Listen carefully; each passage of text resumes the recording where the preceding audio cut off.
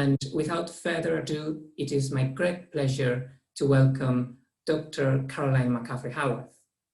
Caroline is an art historian who specializes in European decorative arts, material culture, and the histories of collecting.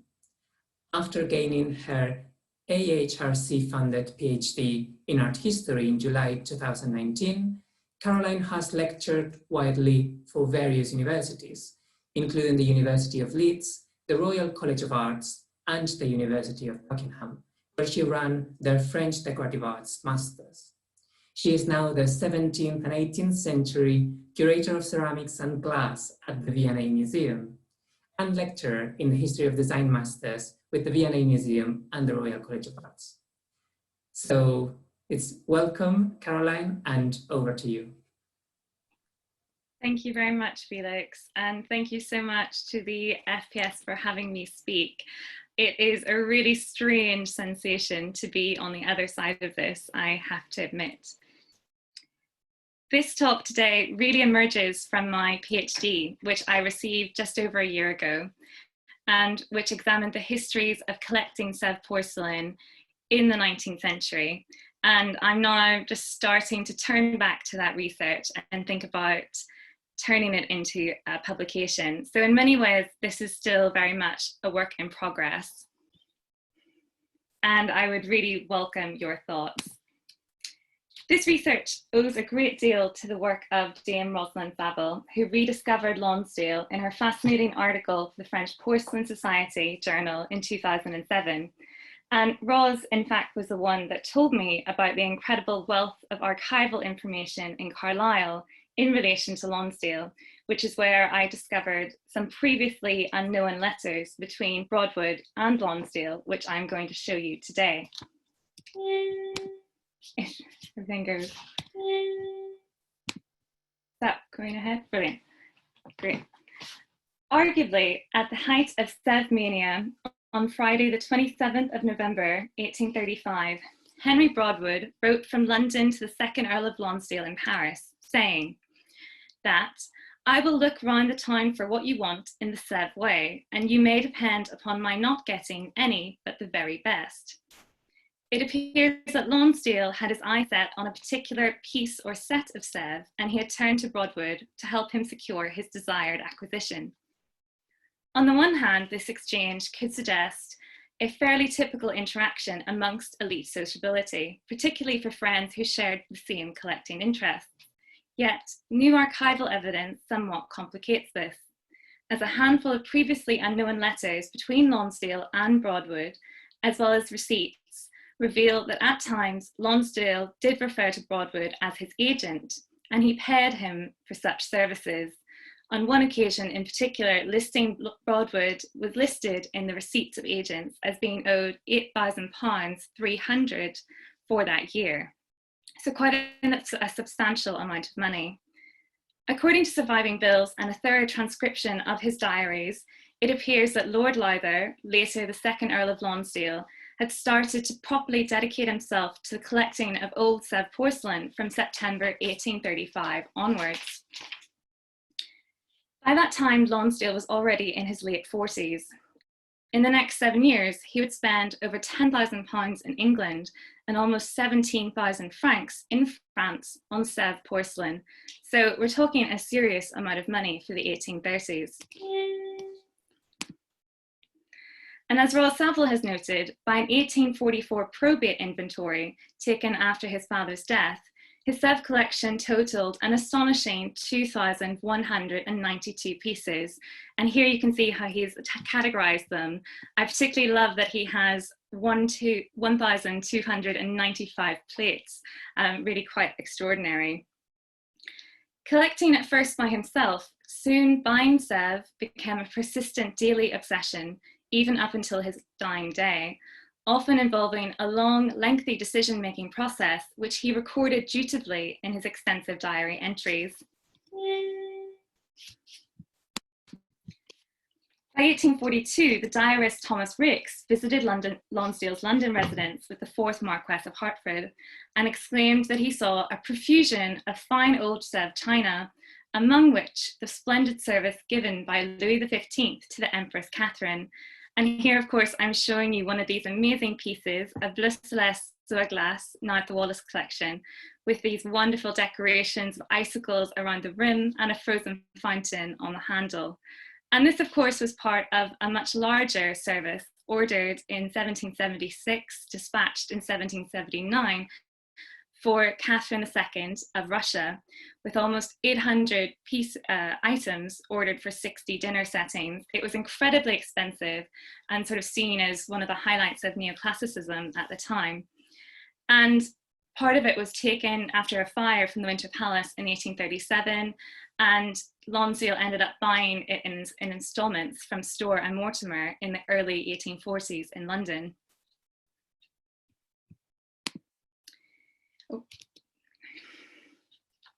In the history of collecting, scholars have often privileged collectors as singular individuals, at the risk of neglecting the influences of broader cultural contexts and networks.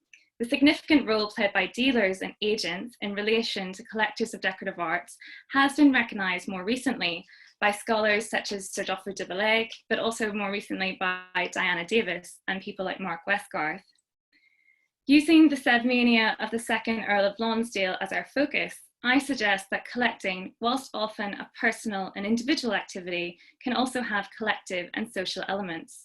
This talk therefore speculates a collaborative collecting and learning process between the collector, the second Earl of Lonsdale, his close friend and sometimes agent, Henry Broadwood, and the antiques and curiosity dealer, Edward Holmes Baldock. Through Lonsdale, I argue, these figures interacted together, connected by a rising mania for collecting old Sevres porcelain in Paris in the 1830s. And ultimately, this research begins to question if such a focused collecting rhetoric led to the emergence of an early form of ceramics connoisseurship. By the start of the July monarchy, the cultural fabric of Paris had changed as the city started to re-embrace objects relating to Ancien Regime France. This impacted greatly on British collecting networks, who until this stage had really not received very much competition in Paris. And of course, once collector demand for Sèvres increases, so too does its economic cost. Writing in 1832 about the changing taste of collecting in France, the diarist Thomas Rake stated that everything now tends to old recollections. Old names, old furniture, old china, old plate are now all the rage. Similarly, in 1835, Lonsdale also acknowledged these changing collecting practices, and he stated that he had been told that the dealers say the French are beginning to buy. With this in mind, it is possible to align the Parisian art market in the 1830s with the growing mania for old, mostly soft paste, pâte tendre, Sèvres porcelain, as British and French collecting networks battled against each other to secure the rarest pieces at the best prices. But what do I mean by SèVRES-MANIA? One good example, albeit a literary one, comes from The Virtuoso, which is a short story written by Comte Horace de Vielle-Castel in 1839. This is a short but detailed narrative with possible elements of self-parody. Vielle-Castel himself was known to be quite a collector, and it follows the life of a passionate Sèvres collector known as Monsieur de Ménessart. Apparently, Ménessart only knows one thing. Only loves, adores, cherishes one object, and that is the soft clay of Sèvres. The rest of the world may fall in, crumble, and he would not pay attention to the ruins. This passion for collecting curiosities, this mania, this idolatry of the soft clay of Sèvres have exiled, as it were, Monsieur de Ménessart from the rest of the human species. Now, I'm sure that many of us today can understand this mania or this maladie de porcelain that Vielle-Castel is describing. Vielle-Castel critiques Ménessart as a collector so dedicated to finding pieces of pâte tendre Sèvres that he lacks interest in the wider world around him. This trope of the frivolous and often morally corrupt collector shares much with literary imagination at this time in France, and of course with many novels written by Honoré de Balzac, including his cousin Pons. As Balzac notes, Pons had Sèvres porcelain, pâte tendre, fought off those satellites of the Bande Noire who sacked chateaux and carried off the marvels of Pompadour France in their tumbrel carts. So not a very flattering image. The engravings that accompany Viel Castel's short story also illustrate the Sèvres-mania driving this reclusive collector. One shows a man grasping pieces of porcelain close to his person, and we can just see another piece poking out of his pocket as well, indicating his protective attitude, but also his need to be physically close to the objects.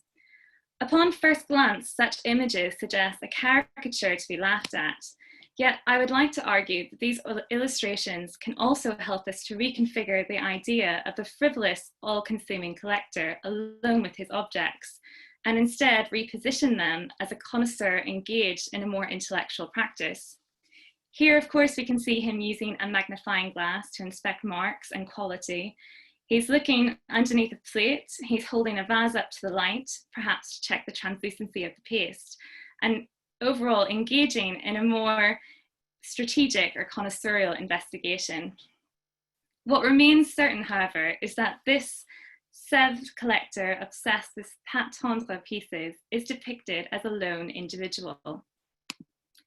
Similarly, Lonsdale's diaries reveal his own reclusive personality.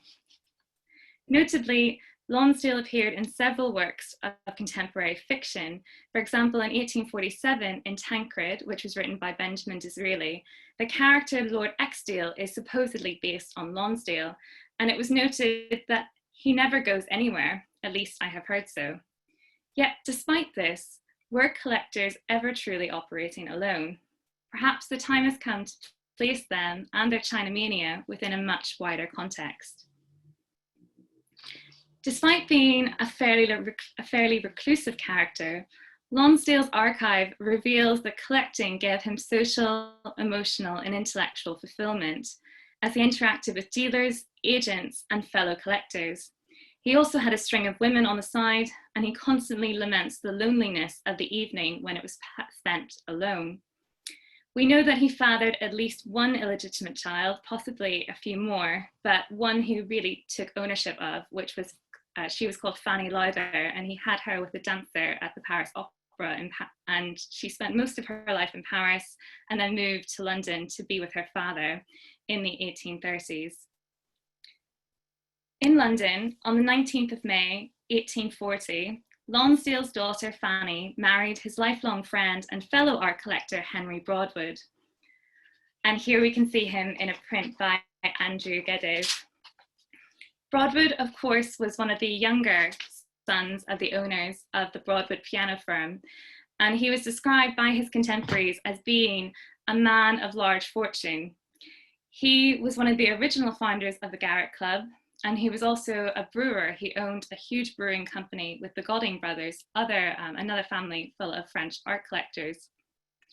By the 1830s, Broadwood had already established a significant collection of Sèvres porcelain and also 18th century French painting, which included works by Chardin, Fragonard, Nattier, and Boucher, as well as Watteau.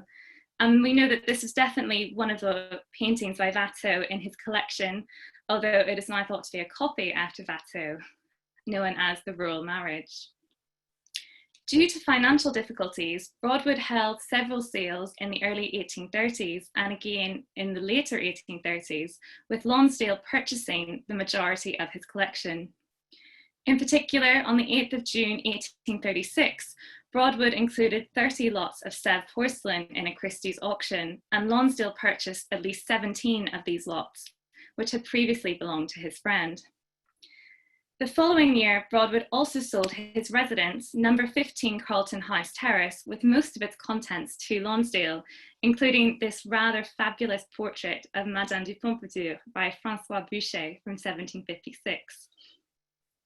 Again, I think this transaction indicates how highly Lonsdale viewed Broadwood's taste and judgment as a collector, and it even suggests that Broadwood was acting as an agent for Lonsdale, perhaps for pictures as well as for Sèvres porcelain. One could argue that due to their equal social standing and friendship, Broadwood is perhaps best understood as a hybrid collector-agent, or perhaps more pertinently, what Anne Helmrich has termed a cultural mediator. The term cultural mediator is perhaps, I think, most fitting, as I don't think Broadwood really relied on Lonsdale financially as an agent, in a role as an agent. This term also works best when Broadwood is compared to other collectors who acted more explicitly as agents in the 19th century, such as Thomas Miller Whitehead or John Webb, who often had to negotiate their role as collectors with their position in the trade.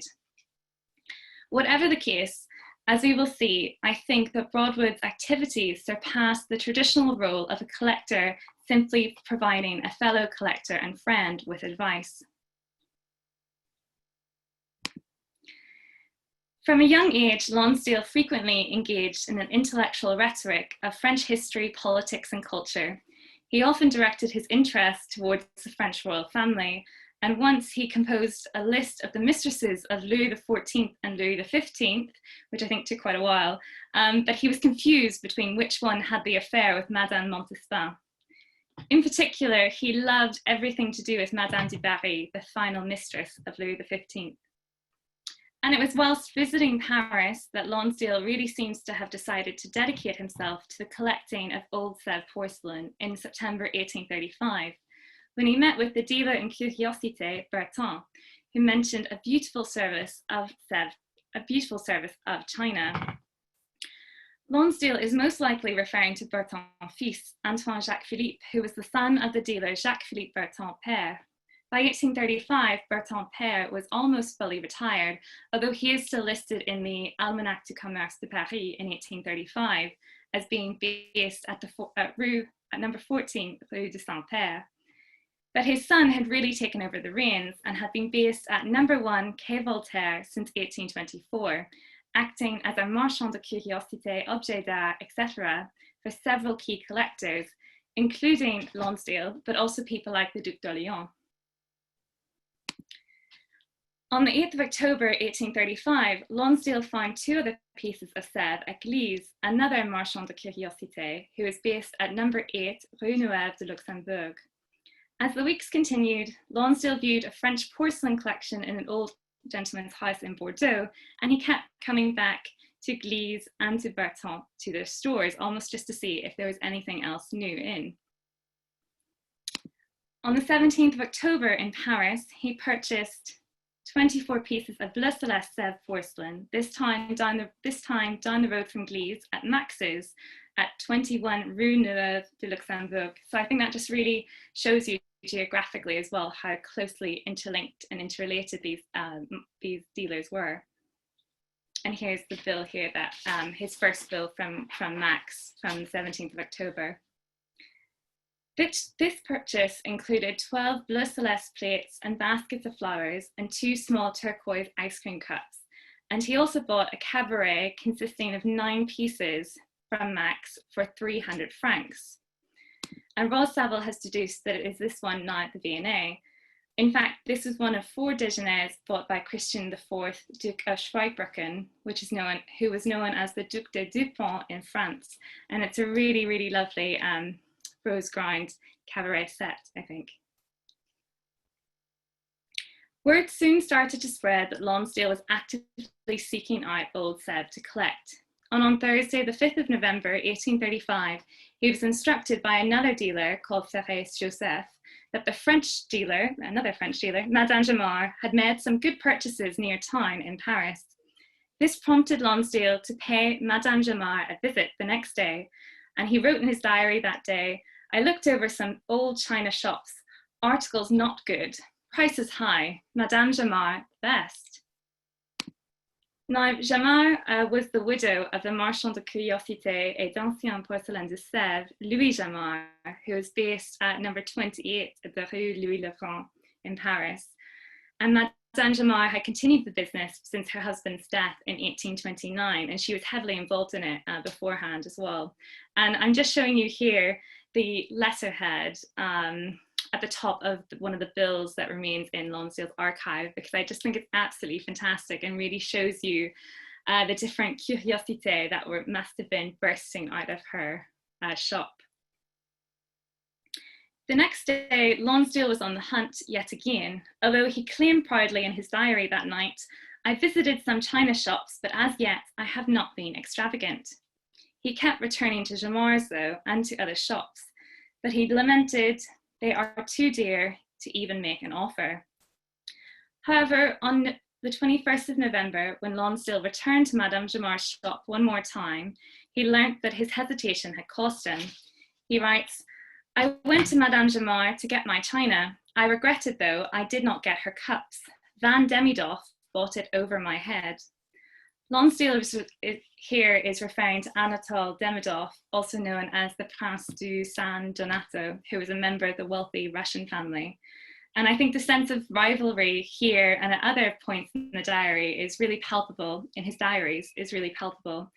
And to a certain extent, such mania for old Sèvres may have been fueled through interactions such as this, particularly in relation to masculine networks of emulation and competitive rivalry. Notably, the second Earl of Lonsdale compared the collecting of Sèvres often to going on the hunt or to go china hunting. And we know that people like the fourth Marquess of Hertford often demanded their agent, Samuel Mawson, to put on your sword and armor and to fight for me in order to secure a piece of old Sèvres porcelain. And I think it's really interesting that they're essentially framing this act of shopping for porcelain as an activity that is akin to a hunt or a battle. And of course, later in the 19th century, you have people like Charlotte Schreiber, who is off on la chasse, going on the hunt to buy up porcelain across Europe. So something really interesting there in the history of collecting porcelain. By the middle of November 1835, after having spent over a month collecting alone and perhaps starting to feel a bit overshadowed by more experienced rivals like Van Demidoff, Lonsdale sent letters to Broadwood to seek out his advice.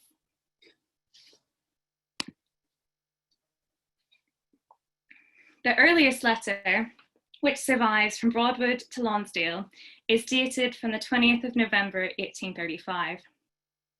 Broadwood writes, "I have just read your two letters together. Max has the best Sèvres of any of the people in Paris always, but he asks generally expensive prices. On this account, I have been unable to do much with him. He counts before Baldock's taking all of his pans en bloc when he cannot sell at these prices." And I think this is really interesting and perhaps helps us better understand where Baldock is getting a lot of his stock from in France, bringing it back to London. Broadwood continues, "I have never yet seen any ice pails with more than £35 each. I have no doubt that you have seen a very fine, but not having seen them, I should not advise you giving more than 1,500 francs for the complete pair. I should think Max is too good a vendeur to market them if they are not perfect." Which makes me think perhaps if Lonsdale's letter revealed that he had suspicions or doubts about whether or not they were right. But unfortunately, I was not able to find, I'm not been able to find Lonsdale's initial letters, just Broadwood's ones. And Broadwood continues, "The finest Sèvres always blooms in value in that way." He continues writing, "Madame Jamar's you must take care of. She is a regular DO and makes more old Sèvres and doctors more than anyone else in Europe. Her place makes a great show, but she has seldom anything very good.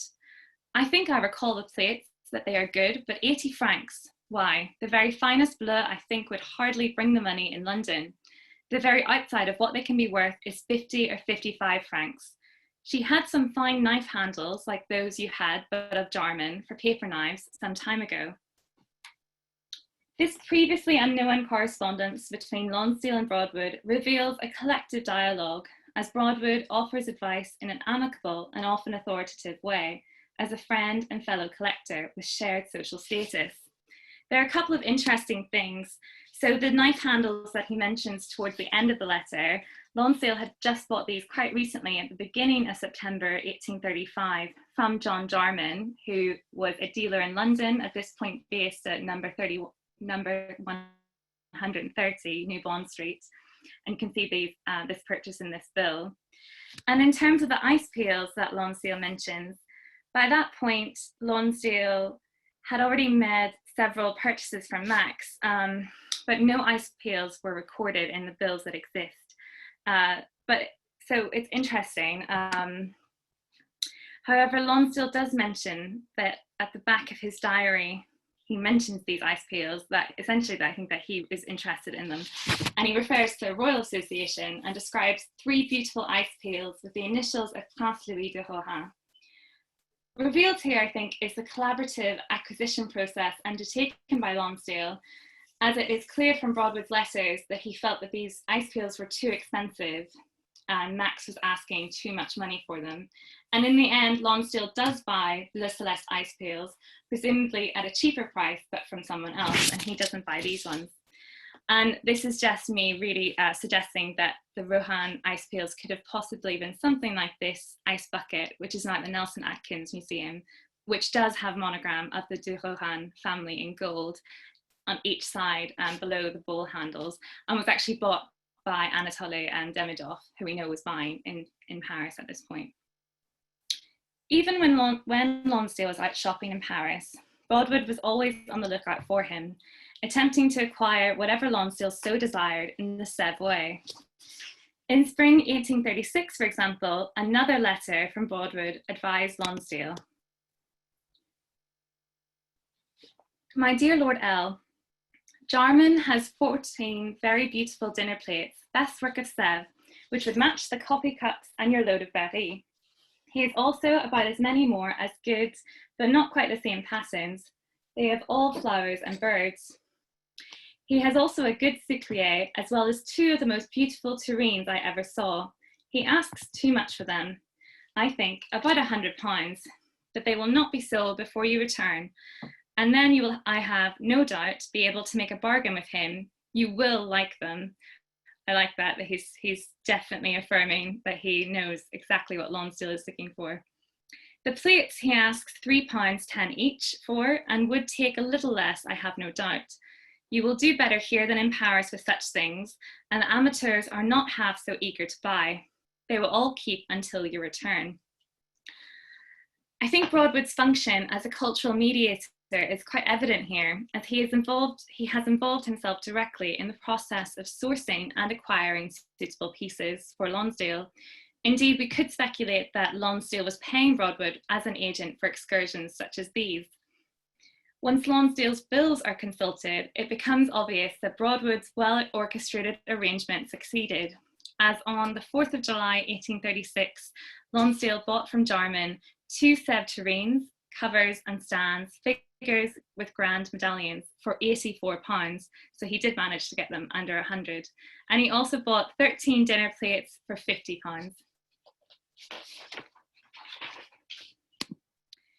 In another letter, Lonsdale entrusts Broadwood with the task of helping him find a particularly rare Bleu Celeste Sèvres dinner service in Paris. Lonsdale actually spent weeks and weeks pursuing this service after a French dealer called Floral told him that she knew of a good service of Bleu Celeste Sèvres china to sell. I have to say that I have not been able to have any luck finding out who this potential Madame Floral, or if that's her last or first name, anyone knows of a dealer or marchand de curiosité at this point under the name Floral, I'd love to know. In his reply to Lonsdale in another letter, Broadwood states, I do not know what Louis-Philippe has. The Duchesse de Raquin, and again, the writing here is quite problematic. So it really looks like Duchesse, but he then goes on to use the he, and Raquin, I'm still unsure if it could absolutely be another spelling. So again, any ideas would be very welcome. The Duchesse de Raquin has some very fine, good pieces, but I never saw a complete service at his house, at which I have dined at many of his grand parties. The old chauffeur also has some little good, but I do not know either of a fine service at any rate. I will give you a letter to renew acquaintance with her, and if she knows, which is quite probable, such a service, I am quite sure that she will be very happy to get it for you if you like it. Now, Lonsdale certainly listened. For example, on Broadwood's instruction, he goes to visit the dealer Madame Chauffeur in the Palais Royal in November 1835. And I don't know entirely if he ends up buying a dinner service or finds a dinner service through her, but he does see a beautiful green Sèvres snuff box. However, he notes that the price that she's asking for this is much too great. It's 600 francs. So he goes away and thinks about it. And it's not actually until almost 6 months later, in April 1836, that he decides to purchase it. So quite a fairly typical process, I think, for many collectors, seeing the piece and going away and thinking about it. But clearly he wasn't able to make her budge on price. A thorough transcription of Lonsdale's diaries between 1835 to 1838 indicate that he frequently went a china hunting with Baldock, although it is apparent that their friendship was much more based on commercial transactions than I think the more shared social status that he had with someone like Broadwood. Often Lonsdale made regular purchases from Baldock. For example, in January 1836 alone, just for the 1 month, he paid £300 for Sevres, spending £70 on just one very fine turquoise jardiniere. That January, Lonsdale also admitted in his diary, and I quote, "Every time I visit Baldock, it is difficult to go without spending £100. I'm sure we can all think of a dealer where maybe some of us will have that problem of just wanting to buy everything in the shop. However, he did end up buying some really lovely pieces from Baldock, and they weren't always at huge prices. For example, he paid Baldock £40 for this incredible pair of wall lights, each with 3 branches, which are these gorgeous Rococo pieces modelled as scrolling branches with gilt bronze candle holders formed as tulip-like flowers. Thanks to the inventory of her possessions drawn up after her death in 1764, we know that Madame du Pompadour had a pair of these, Bas du Cheminier du Plessis, of which these were probably the pair, and they were later bought by Mrs. Lyne Stevens and have ended up in the V&A since 1895. Lonsdale's mind, though, was frequently preoccupied with the rising price of old Sèvres porcelain in Paris. In his letters, Broadwood condemned the French, who he thought were repeatedly asking foolish prices. And on one juncture, Broadwood wrote to Lonsdale saying, "You will not find any Sèvres as good or as cheap as in London. It has all been brought to this country years ago, and in changing hands here, we may get a bargain sometimes, but not often, in fact, never in Paris." I think perhaps there is something more to be said here regarding the tensions between French and British dealers and agents, particularly along the lines of a sort of anti-Gallican sentiment. But there are also practical considerations, and Broadwood does give Lonsdale advice on those. So for example, he informs Lonsdale about additional costs of transporting porcelain back to England, and as well as duty and payment for ship duty. So he writes, "You will do much better with Baldock than in Paris without the London ship duty." And indeed, according to lots of the bills, Lonsdale was often regularly owing Baldock for duty and for the cost of transporting and shipping and moving his china that he bought in Paris back to London. Despite this, in spring 1836, Lonsdale insisted that Baldock came with him to Paris. During the trip, Lonsdale wrote, and I quote, "I met Baldock, and so I got through 2 or 3 shops without buying anything. So much saved." I love this idea that he brings Baldock along and ends up not spending anything. And I think there's definitely an element perhaps here that Baldock really wanted Lonsdale to save his money for him. But also I think there must have been an element of trust between the two figures as well, and Baldock being on the lookout for the best pieces at the best prices. Frequently, Baldock also arranged visits for Lonsdale to collectors or to dealers who had particular pieces to sell. At one point, Lonsdale writes, "Baldock called. I went with him to see the vases of Ussy at the Porte Chinois opposite. He has 2 pearly dark blue vases for which he asked 6,500 francs, some orange flower stands, and 2 fine large paint plates framed. Tamara Prayot has identified these 2 vases now at the Getty Museum as being in Ussé's sale of March 1836, although they remained unsold, and so they were probably the pair that was sold to Lonsdale." Lonsdale also often visited auctions with Baldock, and interestingly enough, it appears that he often bid for himself at these auctions, at least in Paris, which is not always a given at this stage, and often collectors like the 4th Marquess of Hertford and others would use their agent to bid on their, or dealers to bid on their behalf. After attending one auction in Paris in December 1836, Lonsdale explained, "Went to the auction room, Rue Saint-Laurent. It was rather good fun. The auctioneer has 2 pages and things are selected at the choice of the bidders. There was a great cabal against Baldock. One thing they ran him at 1,000 and offered him the same thing at 2,000 afterwards, and another to 165, not worth above 100. I was lucky in getting 2 cups and saucers and a service within their value."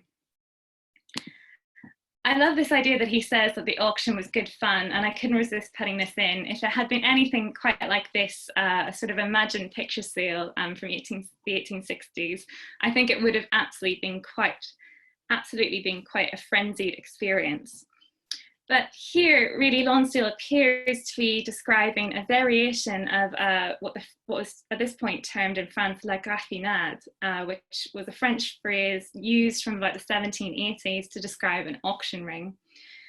And it's interesting, I think, as well, that even an established dealer like Baldock, who was well liked in Paris, and someone like whom, as Geoffrey de Bellaigue has once noted, was one of the only English dealers ever to be listed in the Almanach du Commerce de Paris, that even this, Baldock was still greeted with a sense of opposition. And I think that's really interesting in terms of the 2 kind of art market centres at this point in Europe, for Paris and London.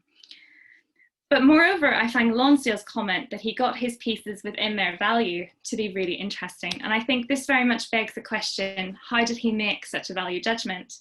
Surely, in order to attain some sense of objectivity when buying at auction, it was crucial for a collector like Lonsdale to be able to correctly identify and judge the quality and price of old Sèvres, or at least turn to those who could for their guidance and connoisseurial expertise. Both Broadwood and Baldock brought different kinds of knowledge to Lonsdale's attention. Each possessed specialist knowledge of an art market in both Paris, of the art market in both Paris and London, as well as extensive experience in handling and judging old Sèvres. As such, they both must have developed significant connoisseurial skill through their own individual positions. Broadwood as an already established collector of Sèvres porcelain, and Baldock as a dealer who had sold Sèvres for over 30 years. This can be understood as epistemic seeing, which, as art historian Elliot Eisner has noted, is a form of connoisseurial knowledge developed and gained from sight.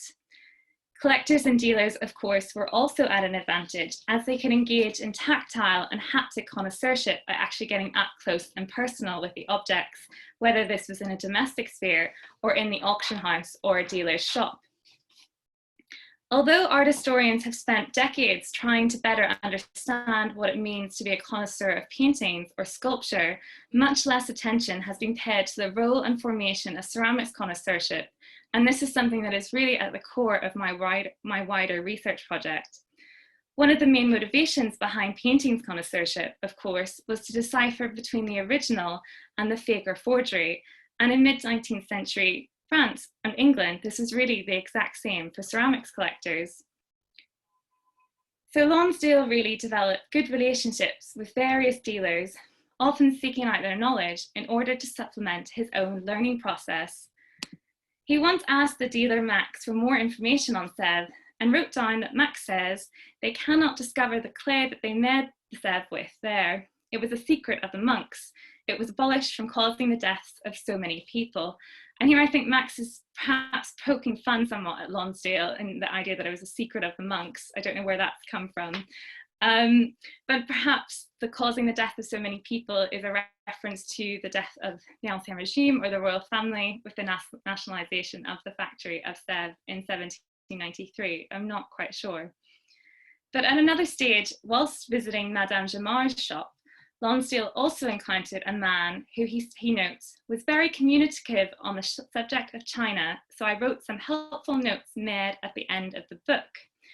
And such interactions, the fact that this was happening in Jamar's shop, very much confirmed Diana Davis's belief that the dealer's shop acted as a locus for implicit learning, with the dealer as educator. So at the back of one of his diaries, on a page noted entitled Sèvres China, Lonsdale notes down his findings, and he writes, "The established was began at Vincennes. The turquoise blue was never made there, only the dark blue. There were over 32 different colours. The turquoise blue that is manufactured ceased after the revolution. There is a distinction between the pâte dure, the pâte tendre. The pâte tendre has a glaze upon it. Of course, we know that some of this information is not quite true. We know that the production of bleu celeste, of the turquoise blue that he's referring to, did start production in 1753 before the move to Sèvres in 1756. But I still think that Lonsdale's keen interest in the chemical processes of the factory is especially interesting. And of course, this was still really 15 years before some of the first scholarly publications dedicated to ceramics would appear in English. Such knowledge during this period was fairly uncommon. The first treatises dedicated to Sèvres porcelain in French, of course, did not appear until Brognard's Traité des Arts Céramiques in 1844. Although we do know that Rieucroux was attempting to determine the various painters, marks, and makers as early as 1839. And this is one of his sections of one of Rieucroux's lists, trying to determine different marks, makers, and monograms more generally of European porcelain. Additionally, Lonsdale also visited the Sèvres factory in order to try and learn more and refine his knowledge. He writes, on Tuesday, the 12th of October, 1837, went to Sèvres. A man there told us some of the tricks of the trade. Since the 18th century, of course, it had been very fashionable to visit the factory at Sèvres.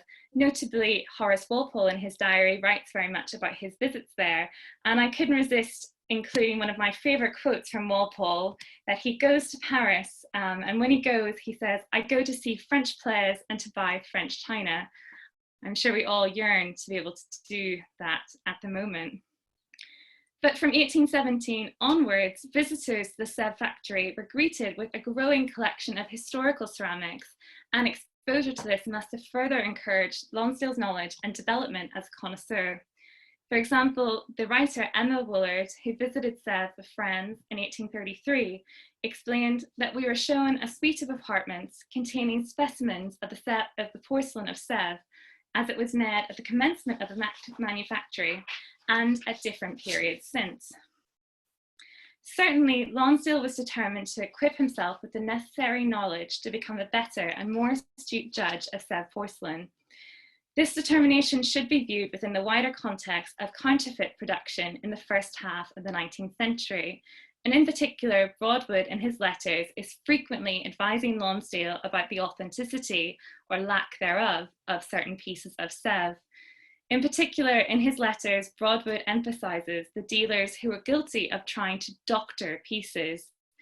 In particular, he claims that Lonsdale must take care of Jamard as she makes more old Sèvres and doctors more than anyone else in Europe.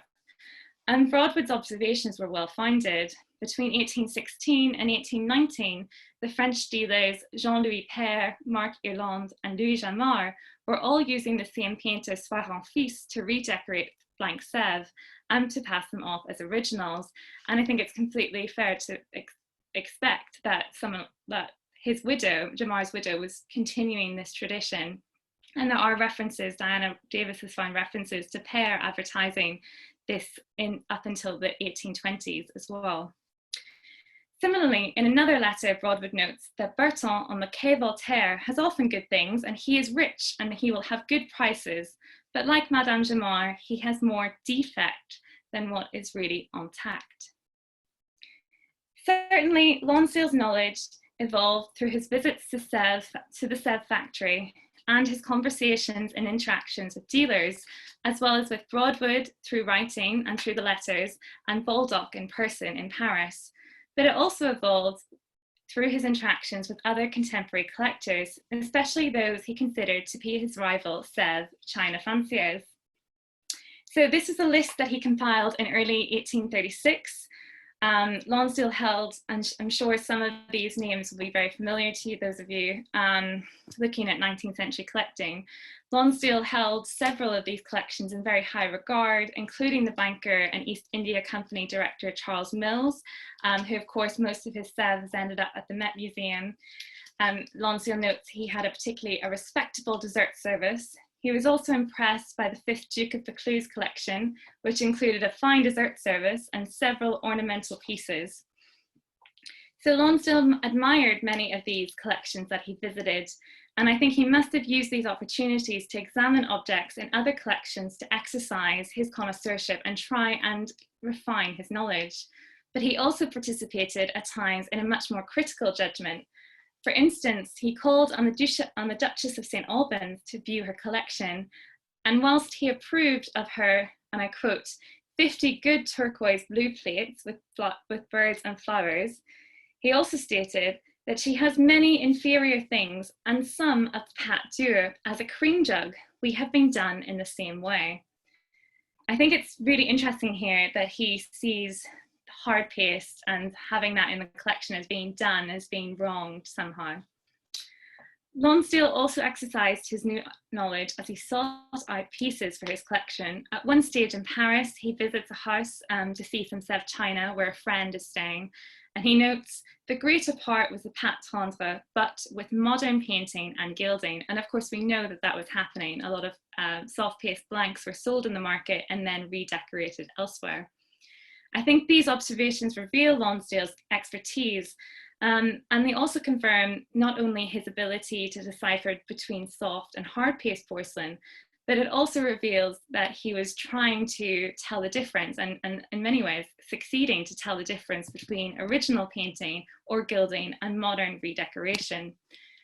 This knowledge that he acquired is highlighted further in a detailed china inventory that he writes up for Carlton Terrace in 1844 after the death of his father. This inventory is quite interesting. It was conducted by Lonsdale himself, and within it he makes quite a few critical comments about the quality of his own pieces, and he also frequently draws the interlaced L's of the Sevres factory mark next to the piece, which I think suggests a move towards a more documentary approach in his established knowledge. Such detail is in fact symptomatic of rising interest in deciphering marks, with one of the earliest mentions of such knowledge appearing in a newspaper in October 1833, which explained that Sevres porcelain has on its undersurface a peculiar initial mark in blue related to the French crown. So there's this idea that others were really wanting to start to learn about how to decipher correct old pâte tendre Sevres at this point.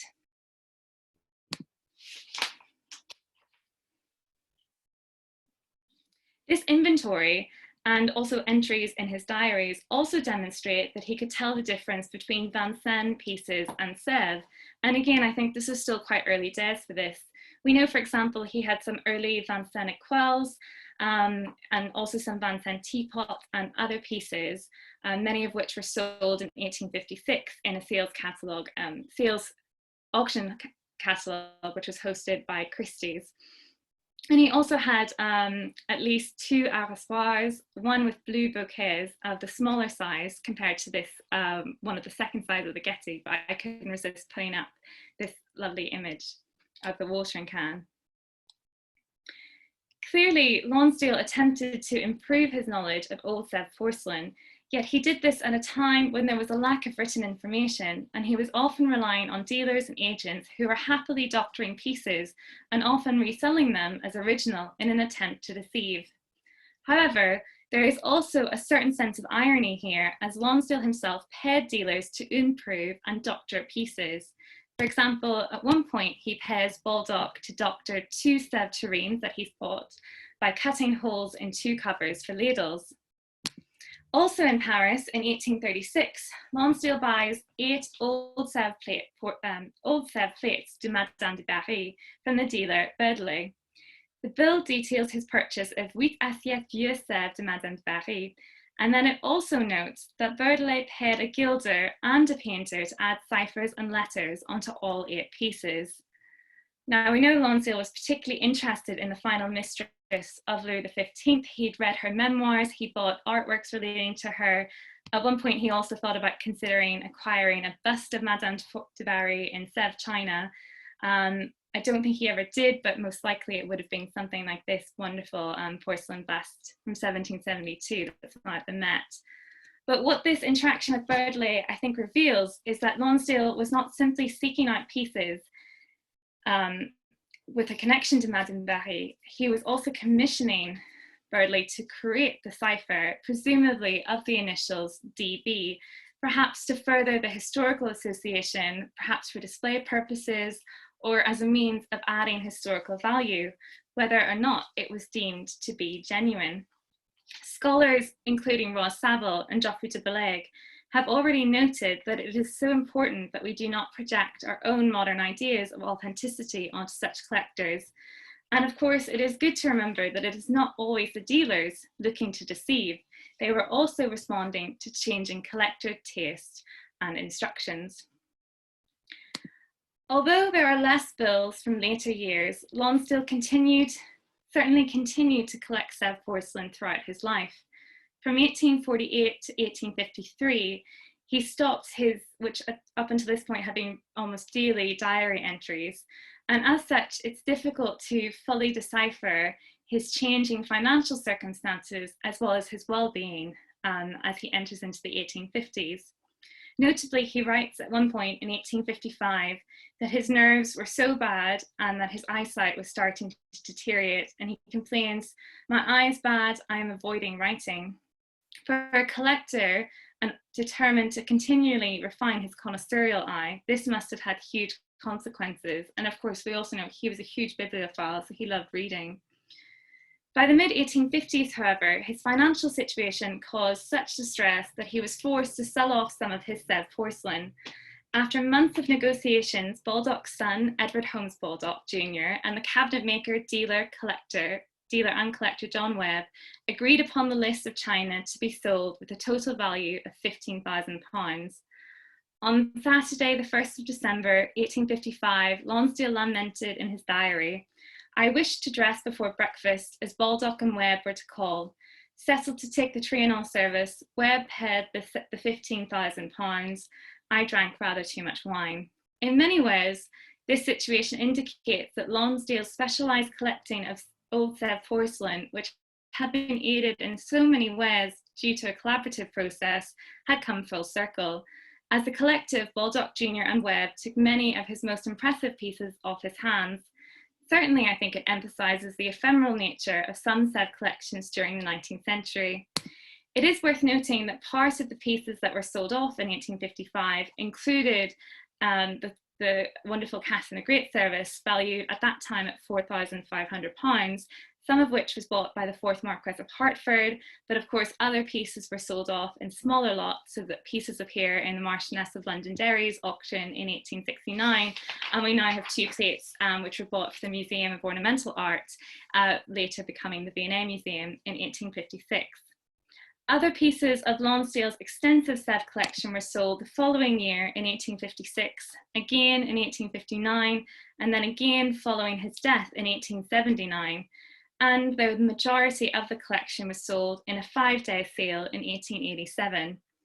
The pieces in this sale were dispersed into some of the best collections and are now in museums worldwide, including this fabulous yellow garniture now in Toronto, the Gardner Museum, which was originally owned by the Comte de Provence, King Louis XVIII. By investigating the existing archives of the second Earl of Lonsdale, this short talk has examined Lonsdale's specialised collecting network for Sèvres porcelain. It has questioned the idea that individuals make collecting histories and instead posited the notion of collaboration in creating and indeed dismantling an art collection. Lonsdale's specialised private collection of Sèvres and increasing need to improve his knowledge can be understood as an outcome of a collaborative collecting process. This was achieved through object and knowledge exchange amongst commercial and social collecting networks, both in London and in Paris. Through London, these identities interacted together, connected by a rising mania for old Sèvres in France as well as in Britain, which was often enabled by or responding to changing social, cultural, and historical contexts. Lonsdale never stopped being engaged in Sèvres-mania. In fact, even up until his dying day, he was fixated on enhancing his collection. And on the day he died, he agreed to bid for 3 small Sèvres vases, which he examined from the confines of his carriage only hours before he passed away. In the end, his bid for the vases was successful, but the owner was sadly no more. And to be honest, I can't imagine that Lonsdale would have wanted it to be any other way. Thank you very much. Thank you very much, Caroline, for such a wonderful lecture. Packed with information, a great case study. We have all learned so much and it has been fantastic. So before we have time for one or two questions, I am just going to remind you that our next session is going to be on Sunday, the 11th of October at 6 p.m. London time, as usual. And we are going to be joined by curator Susan Lamboy and also Delft specialists Robert Aronson and Fenke Dickers.